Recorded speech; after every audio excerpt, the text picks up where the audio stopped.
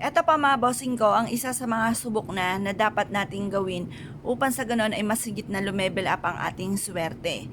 Eto pa mga bossing ko, nasubukan nyo na po ba bago umalis ng inyong tahanan, bago ka pumunta sa inyong negosyo, or bago ka tumaya, naghugas na po ba kayo ng kamay sa pamamagitan ng asin? Konting asin, tapos maghugas ka, o kaya ilagay sa isang tabo, lagyan ng konting asin at maghugas ka ng kamay.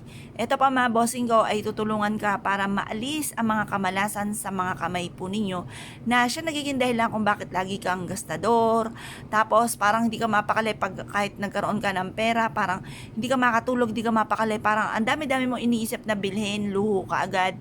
Tapos ang ending, kapag naubos ka agad ang pera, nga malungkot, mainit ang ulo.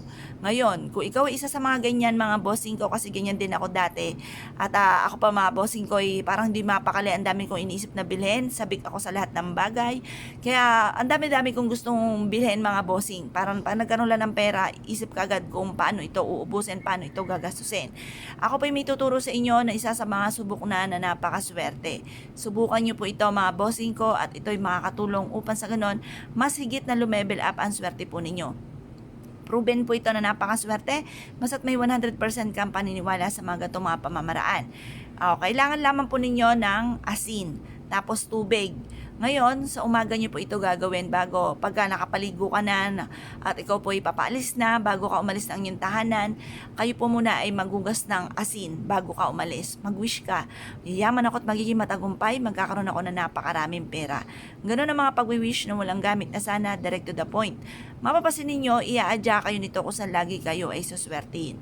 Mapapasin ninyo na kung dati-dati lagi kami na malas, eto naman instead na kamalasan ay puro swerte ang darating. Ngayon po, mas mapapasin ninyo na kung dati-dati lagi mainitin ang inyong ulo, kayo po ay mawawala ng unti-unti, kasi hindi naman isang biglaan po yan. Mawawala yung pagiging mainitin ng ulo, at instead na pagiging mainitin ng ulo, pagkawala ng pag-asa sa buhay, mapapasin ninyo na mas magiging masagana ang inyong pong pamumuhay, lagi kayong iadya kung saan lagi kayo suswertihin, maraming pera pa ang darating po sa inyo. Proven po ito mga bossing. Ngayon pa mga bossing, kapag po kayo gumawa ng ganito, i-mindset nyo na nasimula na ito ng tagumpay nyo. Alisin nyo sa isipan nyo na kayo ay malas. Alisin nyo sa isipan nyo na kayo po ay hindi swerte. Kayo ay laging walang pera. Alisin nyo po yun. Laging sasabihin, iisipin, maraming pera ang darating sa akin. At huwag nyo na ipagsasabi sa iba ang mga pangarap po ninyo.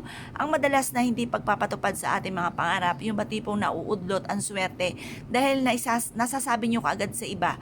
Kaya minsan mapapaisip ka, parang, bakit ganun? Parang, masipag ka naman tao, lahat na ginawa ninyo, pero lagi ka pa rin minamalas, nauudlot, ayan na yung swerte. Ang swerte ay naging bato pa. Yung mga ganun mga bossing, kaya subukan nyo po itong gawin. Kung kayo ay naniniwala at nais nyo po itong gawin, huwag na kayo magpatumpik-tumpik pa, subukan nyo po ito. Proven po ito, at itahimik ang ating bibig, obserbahan ang mga magaganap, maraming blessing pa ang darating po sa inyo. At good luck po sa inyo po lahat.